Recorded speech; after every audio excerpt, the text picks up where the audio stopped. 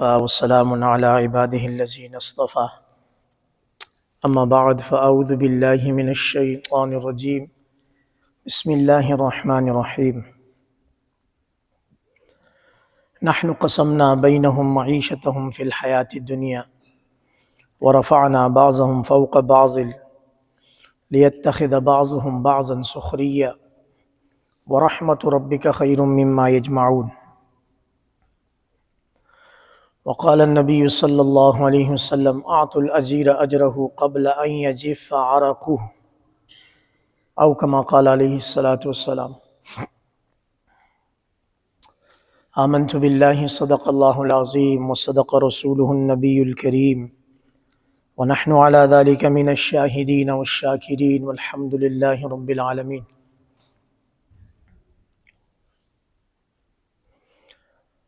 معزز حاضرین، مرد و خواتین، السلام علیکم ورحمۃ اللہ وبرکاتہ۔ شوق اور محبت سے درود شریف، اللہم صلی علی محمد وعلی آل محمد کما صلیت علی ابراہیم وعلی آل ابراہیم انک حمید مجید، اللہم بارک علی محمد وعلی آل محمد کما بارکت علی ابراہیم وعلی آل ابراہیم انک حمید مجید۔ صدیق بات سنیں، کیمرے والی ایل سی ڈی پیچھے سے آف کرنا آتی ہے آپ کو؟ ہاں، ایل سی ڈی بند کر دیں، یو پی ایس ختم ہو جائے گا۔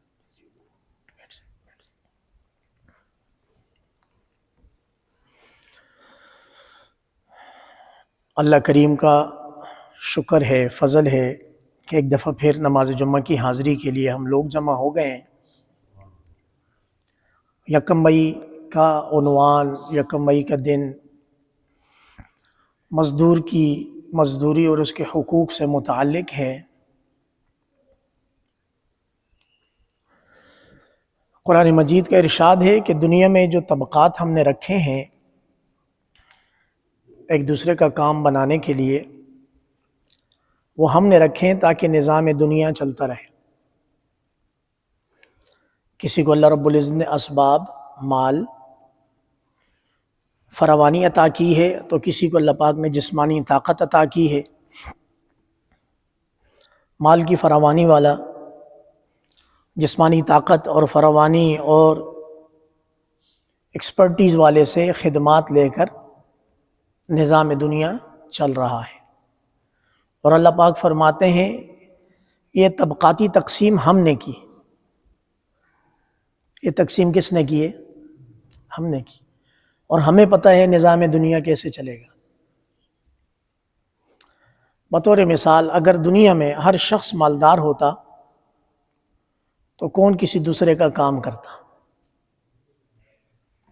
نتیجے میں کام نہ ہوتا، اور خدا نخواستہ سب کے سب غریب اور غربت کی لائن سے نیچے ہوتے تو ہر کوئی کام کرنا چاہتا تو اجرت کون دیتا؟ اللہ تعالیٰ اس تمام کائنات کے خالق ہیں، ان کو پتہ ہے کہ یہ نظام کیسے چلانا ہے، لہٰذا یہ نظام بنا کر ہر کسی کو اپنے طبقے میں رکھ کے اللہ پاک نے امتحان شروع کر دیا۔ جس کو آسانی، فراوانی، اسباب، مال دیا، اس کی آزمائش شروع ہو گئی کہ اس کا حق کیسے ادا کرے گا، اور جس کو اسباب، فراوانی، مال کم دیا لیکن اور اسپیشلٹیز دے دی، اس کو کسی کام میں ماہر بنا دیا، جسمانی طاقت دے دی، کام کرنے کا ہنر دے دیا، اس کا الگ طرح سے امتحان شروع ہو گیا۔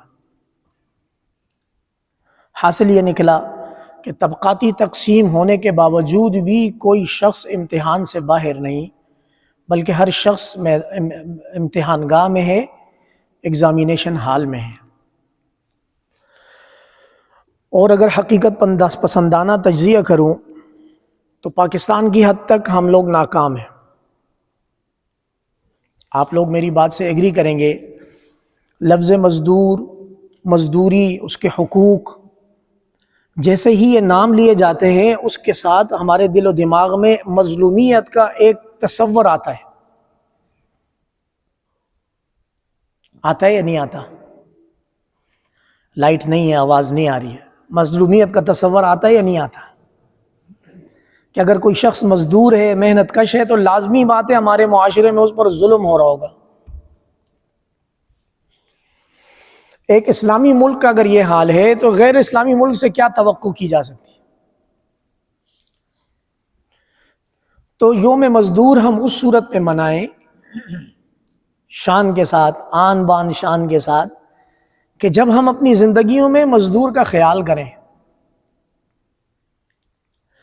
اور ایک عجب لطیفہ یہ ہے کہ جس مزدور کے نام پر آج کا دن منایا جائے گا، وہ مزدور آج بھی وہ 10ویں 11ویں منزل پہ کام کر رہا ہے۔ کیونکہ اگر وہ یوم مزدور منائے گا تو رات کو اس کے دسترخوان پر کھانے کے لیے کچھ نہیں ہوگا، وہ دن منانے کو کھائے گا۔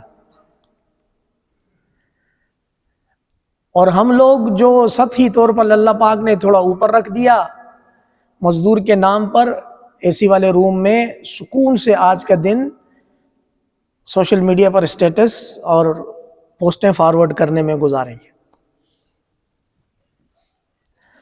ہم یوم مزدور کو اس عنوان سے منوائیں گے کہ بھائی مزدور کا نام، مزدوری کا نام، محنت کشی کا نام آتے ساتھ ہی ہمارے دل و دماغ میں مظلومیت کا تصور کیوں آتا ہے؟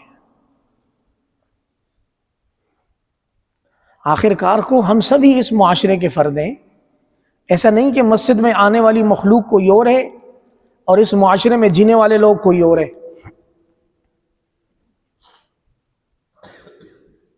ہمیں سوچنا ہوگا کیا وجہ ہے کہ ملک پاکستان میں 1 کلومیٹر 4 کلومیٹر کے اندر ہماری عبادت گاہیں ماشاءاللہ بہت زیادہ ہیں۔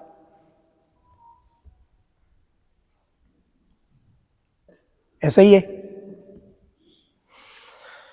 اس کا مطلب ہے عبادت گاہوں میں عبادت ہو رہی ہے، اس عبادت کی تاثیر کہاں جا رہی ہے، اس بارے میں ہم نے سوچنا ہوگا۔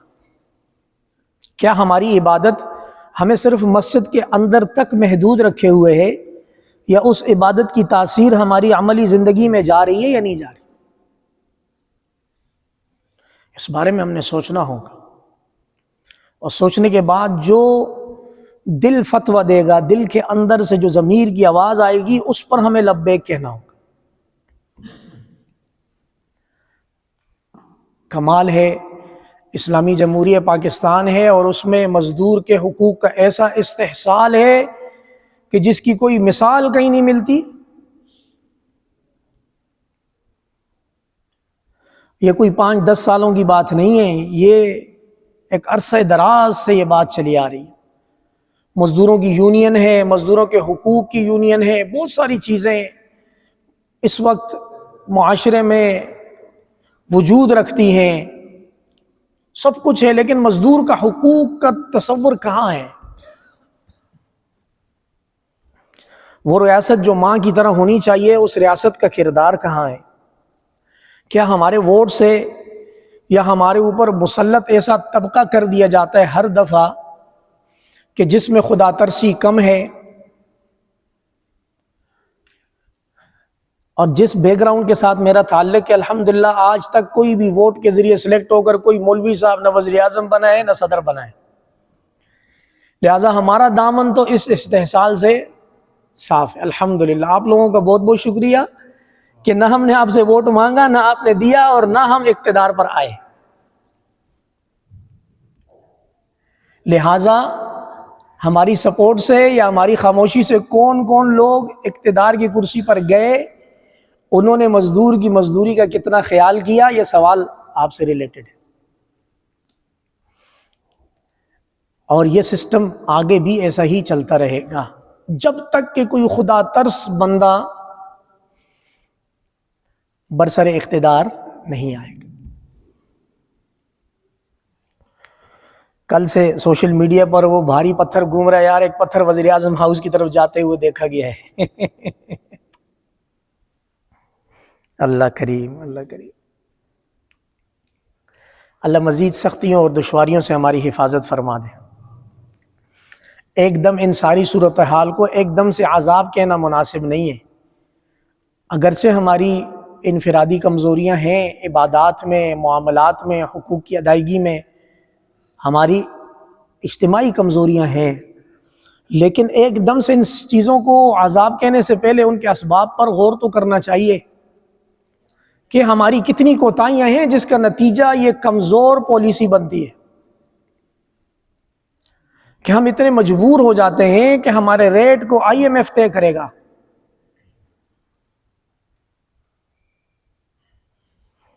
ایک آزاد قوم اور اس کے ریٹ کو اور طے کرے، بہت ہی ذلت کا مقام ہے.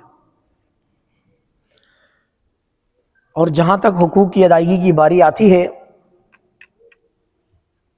آپ تمام حاضرین بیٹھے ہیں، جب تک UPS چل رہا ہے اللہ خیر فرمائے گا. UPS بند ہوا تو نیچے ہال میں تو میری آواز آ جائے گی، لیڈیز ہال میں آواز جانے سے پھر معذرت ہو جائے گی.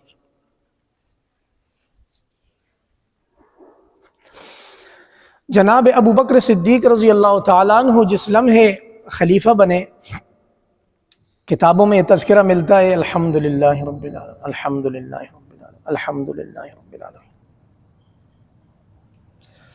کتابوں میں یہ تذکرہ ملتا ہے کہ اگلے دن وہ اپنی تجارت پر دوبارہ چلے گئے اور ان کے کپڑے کی تجارت تھی. سر پر کپڑے کی گٹھلی رکھی اور مدینہ منورہ کی گلیوں میں بیچنے کے لیے نکل گئے. راستے میں عدل و انصاف کے پیکر جناب عمر خطاب رضی اللہ تعالیٰ عنہ سے سامنا ہوا. کہاں چلے؟ گزشتہ کل تو آپ کو امیر المومنین بنایا، آج کہاں جا رہے ہیں؟ فرمایا کہ جا رہا ہوں. امیر المومنین تو بن گئے، اس کا یہ مطلب نہیں کہ میرے ساتھ پیٹ نہیں لگا ہوا، پیٹ تو لگا ہوا ہے. شام کو بچوں کو کچھ کھلانا ہے تو دن میں کچھ بیچوں گا تو شام کو کھلاؤں گا. یاد رکھیں حضرت عمر کے بارے میں حضور کا یہ فرمان کہ اگر میرے بعد کوئی نبی ہوتا تو وہ عمر ہوتا، لیکن میرے بعد کوئی نبی نہیں ہے.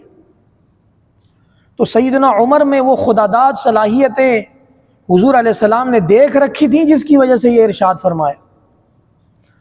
اب حضرت عمر حضرت ابوبکر سے فرماتے ہیں کہ آپ امیر المومنین کی حیثیت سے، منصب سے اگر اپنی سیٹ پر موجود نہیں ہوں گے، دیگر ملکوں کے وفود آئیں گے، ڈیلیگیشنز آئیں گے، تو یہ ریاست کے معاملات کو کون دیکھے گا؟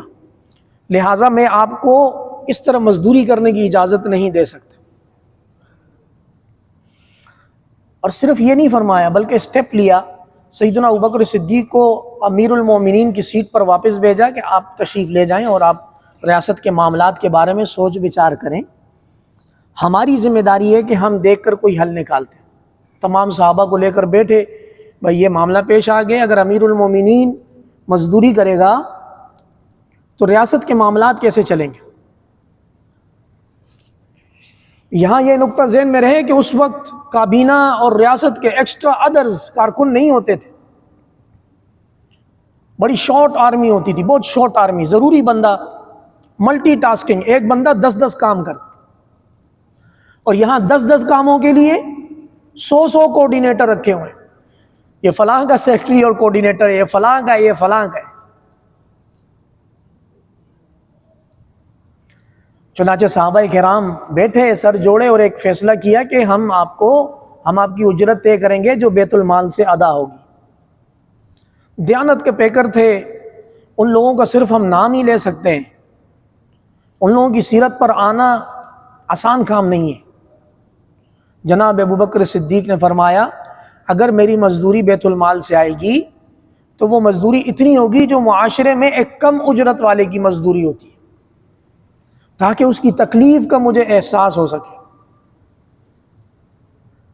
کہ ایک مزدور کو کیا تکلیف ہوتی ہے. وہ امیر المومنین کو ہوگی تو مزدور کی اجرت میں اضافہ ہوگا،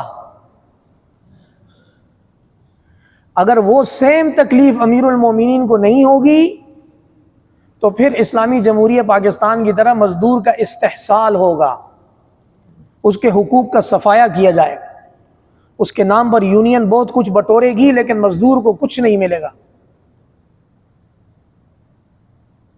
المیہ ہے، المیہ، مزدور کے حقوق پر بات نہیں ہوگی، اللہ اپنے ظالمانہ رویوں پر بات ہوگی. آج میں نے گزارش کی کیا وجہ ہے؟ عبادت خانوں کی کثرت ہے، لیکن مزدور کے حقوق کی ایسی چیز ہے بالکل ناپید ہے. مزدور کے حقوق نام کی چیز کیا ہے؟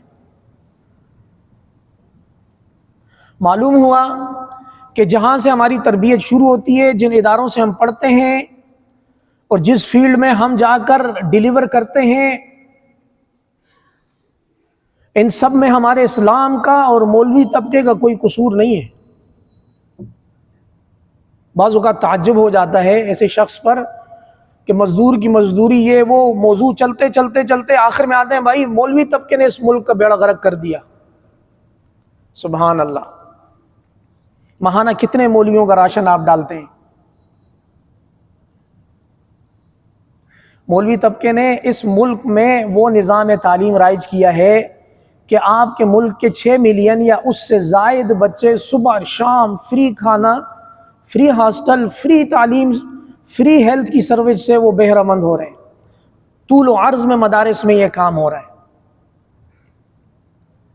اور ہمارے عصری ادارے، ان پر یہ تنقید جائز ہے، بڑے بڑے ان کو بجٹ میں ٹھیک ٹھاک حصہ ملتا ہے، لیکن گراؤنڈ میں ڈیلیوری زیرو ہے۔ کیا وجہ ہے؟ ہمارے عبادت خانوں کی کثرت ہے اور معاشرے میں مزدور پر ظلم ہے۔ کیا وجہ ہے؟ اس کی وجوہات تلاش کر کے اس کا خیال ہمیں رکھنا ہوگا۔ کیوں رکھنا ہوگا؟ دل کے کانوں کو کھولیں۔ نبی کریم صلی اللہ علیہ وسلم، میرے اور آپ کے آقا نامدار علیہ الصلاۃ والسلام، موت اور حیات کی کشمکش میں ہے، مرض وفات ہے۔ ام سلمہ رضی اللہ تعالی عنہ قریب ہے، وہ سنتی ہیں کہ حضور علیہ السلام کے لب مبارک سے کوئی الفاظ آ رہے ہیں۔ کیا الفاظ سنائی دے رہے ہیں؟ قریب ہو کر سنا گیا تو الفاظ آ رہے ہیں، الصلاۃ وما ملکت ایمانکم، الصلاۃ وما ملکت ایمانکم، الصلاۃ وما ملکت ایمانکم۔ خیال رکھنا نماز کا اور اپنے ماتحتوں کا، خیال رکھنا نماز کا اور اپنے ماتحتوں کا، خیال رکھنا نماز کا اور اپنے ماتحتوں کا۔ یہ وہ آخری وصیت ہے جو حضور علیہ السلام اپنے لب مبارک سے ارشاد فرما رہے ہیں۔ مرض وفات میں شدت ہوئی، اب زبان سے ادائیگی نہیں ہو رہی، لیکن سینہ مبارک کے اندر سے آواز آ رہی ہے، زبان سے ادا نہیں ہو رہے، لیکن وہی الفاظ سینے کے اندر ابلی ہوئی آنڈی کی طرح آواز نکال رہے ہیں۔ محسن انسانیت سرکار دو عالم صلی اللہ علیہ وسلم نے جو آخری وصیت اس امت کو فرمائی وہ یہ تھی۔ اب اس کا معاشرے میں ہمیں کتنا خیال ہے، کتنا سن کر ہم اس پر عمل کرتے ہیں، ہمارا رویہ کیا ہے؟ 0% ڈیلیوری ہے، الا من رحم ربی۔ ہاں، جس پر اللہ رحم فرما دے وہ حق درجے کا خیال رکھے گا۔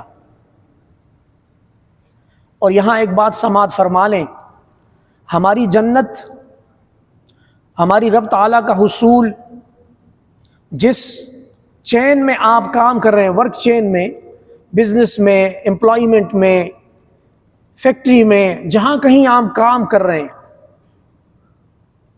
واللہ آپ کی جنت آپ کے ماتحتوں کی رضامندی میں ہے۔ یہ میں بہت بڑی سٹیٹمنٹ دے رہا ہوں۔ اپنے باس سے، اپنے سینئر سے تو آپ مریں گے تب بھی آپ خوش اخلاقی سے پیش آئیں گے۔ کیسے نہیں پیش آئیں گے آپ؟ وہ وینڈر جو آپ کو آؤٹ کلاس بزنس دیتا ہے، آپ اس کے سامنے خوش اخلاقی کا مجسم ہوں گے۔ وہ بندہ جو آپ کو بزنس دیتا ہے، اس کے سامنے آپ گفٹ کے انبار لگائیں گے، آپ کی مجبوری ہے۔ آپ نہ کر کے دیکھیں، میرا چیلنج ہے۔ ہاں، جو امانتاً ذمہ داری ہے وہ آپ اپنے سینئر کے لیے ادا کریں گے۔ معاذ اللہ، میری بات کا یہ مطلب نہیں ہے کہ اپنے سینئر سے آج کے بعد سرکشی کا لہجہ اختیار کرنا، نہیں۔ آپ نے ایک سسٹم کو، آرگنائزیشن کو چلانے کے لیے اپنے ڈیلی جو آپ کی جے ڈیز ہیں ان کو آپ نے 100% ایکوریسی کے ساتھ ڈیلیور کرنا ہے، لیکن جو آپ نے ایکسٹرا آرڈینری کیئر کرنی ہے وہ اپنے ڈیزگنیشن سے مساوی اور ماتحتوں کی کرنی ہے۔ اگر آپ ایسا کریں گے تو واللہ جنت آپ کا انتظار کرے گی۔ حضور علیہ السلام کا فرمان ہے الصلاۃ وما ملکت ایمانکم، نماز کا خیال کرنا، نماز کی پابندی کرنا، نماز قائم کرنا اور ماتحتوں کا خیال رکھنا۔ 1000 سیمینار ہم کروا دیں، یوم مزدور کے نام سے ہم ریلیاں، بینرز، پینافلیکس ہر کام کر دیں، لیکن اگر ہم اپنے عمل سے شروع نہیں کریں گے تو کام نہیں بنے گا۔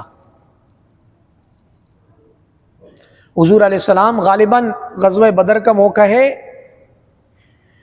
اللہ، غزوہ بدر میں سامنے موت ہے۔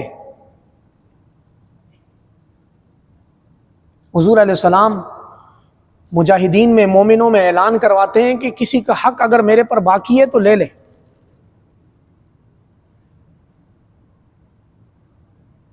تعجب کی بات ہے یا نہیں ہے؟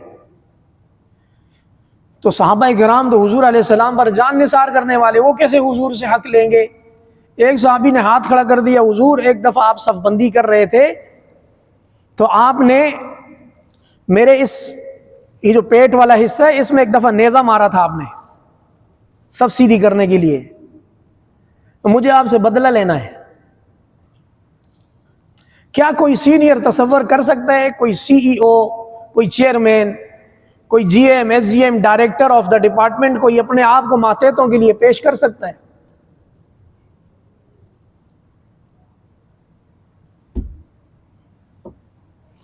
سرور دو عالم صلی اللہ علیہ وسلم، جن کے لیے کائنات کو تخلیق کیا گیا، روز محشر جن کے سر پر شفاعت کا تاج رکھا جائے گا، اگلے پچھلے معاف معصوم نبی اپنے آپ کو احتساب کے لیے پیش کیا، ایک صحابی نے ہاتھ کھڑا کر دیا، اب باقی صحابہ اس کو گھورے، یہ انسانی فطرت ہے۔ بھائی کیا کر رہے ہو؟ حضور علیہ السلام نے خوش آمدید کہا، آئیے آپ اپنا قصاص میرے سے لے لیجئے۔ وہ قریب آیا، اس نے کہا حضور جس وقت آپ نے نیزہ مارا تھا اس وقت میرے بدن پر چادر وغیرہ کچھ بھی نہیں تھی، ابھی تو آپ نے کپڑے پہنے ہوئے۔ تعجب در تعجب، صحابہ کرام تعجب کے طوفان میں ڈوبتے چلے گئے، کیا کر رہے بندہ؟ حضور علیہ السلام سراپا انصاف، حضور علیہ السلام نے شکم مبارک سے، اپنے پیٹ مبارک سے پردہ اوپر کر دیا۔ اس نے کہا حضور میں اتنا بدبخت نہیں کہ آپ سے بدلہ لوں گا، یہ میں نے سب کچھ اس لیے کیا کہ میں آپ کے جسم مبارک کا بوسہ لے لوں اور اس کی برکت سے اللہ مجھے جہنم کی آگ سے بچائے گا۔ چنانچہ وہ آگے بڑھا اور حضور علیہ السلام کے جسد اطہر کا بوسہ لیا۔ لیکن ایک مثال قائم ہو گئی دنیا کی رہتی تاریخ کے لیے کہ اپنے جونیئرز کے ساتھ کس طرح کا رویہ رکھنا چاہیے۔ حضور علیہ السلام کا ایک فرمان ہے کہ آپ کے بھائی ہیں جو اللہ نے آپ کے ماتحت دے دی ہیں، لہٰذا ان پر ظلم نہ کرو، اتنا زیادہ کام ان سے نہ لو کہ جس کو وہ برداشت نہ کر سکیں۔ 24 گھنٹے چھٹی کا نام ہی نہیں کہیں پر۔ وہ لوگ جو زخمی ہیں وہ میری بات پر اب ہنسیں گے بھی اور ان کا درد بھی ہلکا ہوگا انشاءاللہ۔ کوئی چھٹی کا تصور ہی نہیں ہے، فوراً سے ایکسپلینیشن اور وضاحت دینی ضروری ہے ورنہ خیر نہیں ہے۔ کیا ہو گیا بھائی؟ ملازمت کا ایگریمنٹ سائن کیا ہے، خدا نخواستہ غلامی کا ایگریمنٹ تھوڑی سائن کیا ہے۔ غلامی میں اور ملازمت میں فرق رکھنا چاہیے۔ تو حضور علیہ السلام کے فرمان کا یہ مفہوم ہے کہ آپ کے ماتحت آپ کے نیچے دے دیے ہیں، آپ کی زیر سرپرستی دے دیے ہیں، ان کا خیال کرنا۔ اگر یہ آپ کے لیے کھانا پکا کر لائیں تو اپنے دسترخوان پہ ان کو ساتھ بٹھانا اور اصرار کرنا ہمارے ساتھ بیٹھ کے کھاؤ۔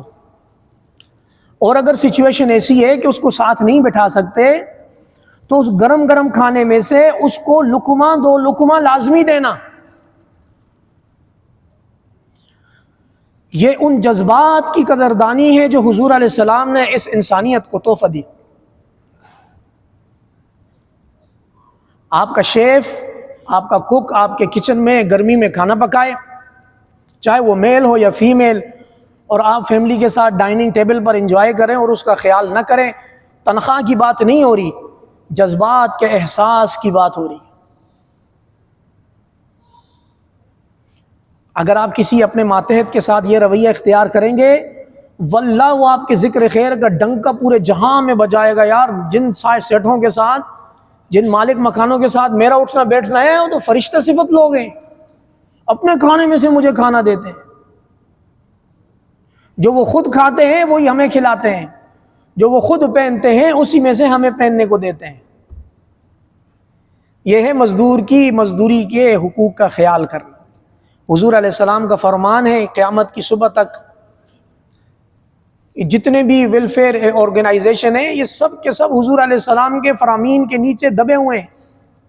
آت الاجیر اجرہ، مزدور کو اس کی مزدوری دو، قبل ان یجف عرقہ، قبل اس کے کہ اس کی پسینہ سوکھ جائے، اس سے پہلے اس کی مزدوری دے کر اس کے سینے میں ٹھنڈک کا سامان پیدا کر۔ بہرحال یہ سارے ارشادات ہیں، کمی ہے عمل کی، احترام انسانیت کی، کمی ہے تحمل اور برداشت کی۔ جہاں آرگنائزیشن کہیں اپنے ملازمین کا خیال کرتی ہے، وہاں ملازمین مزدوروں کی طرف سے آرگنائزیشن کے ساتھ زیادتیاں بھی رپورٹ ہوتی ہیں۔ مثلا تقریباً آرگنائزیشن لنچ کا بریک دیتی ہے اور اس میں نماز ظہر کو کاؤنٹ کر کے دیتی ہے، اور جمعے والے دن ایکسٹرا بریک دیتی ہے کہ نماز جمعہ کی تیاری بھی شامل ہے۔ لیکن ہمارا عمل یہ دکھاتا ہے کہ میس، کینٹین، یہ ساری جگہیں بھری ہوں گی، لیکن ظہر کی نماز اور نماز جمعہ کا جیسا اہتمام ہونا چاہیے وہ اہتمام نظر نہیں آئے گا۔ تو جب مزدور اور ملازم ان چیزوں کا خیال نہیں کرے گا تو پھر اللہ رب العزت کا دوسرا کوڑا اس پر برسے گا۔ ساری بات کا حاصل یہ ہے کہ اگر اللہ رب العزت نے عارضی طور پر حیثیت دے کے آپ کو اوپر رکھا ہے تو اللہ آپ کے منصب میں خوب برکتیں عطا فرمائیں، آپ کے رزق حلال میں کشادہ، فراوانی، وسعتیں، برکتیں نصیب ہوں، اپنے ماتحتوں میں اپنی جنت کو تلاش کریں، اور جو ماتحت ہیں وہ اپنے سینئر کے حقوق ادا کرنے کی بھرپور کوشش کریں۔ ایسا کرنے سے یہ جو مزدور کی مظلومیت کا تصور ہے یہ انشاءاللہ ایک دن ختم ہو جائے گا۔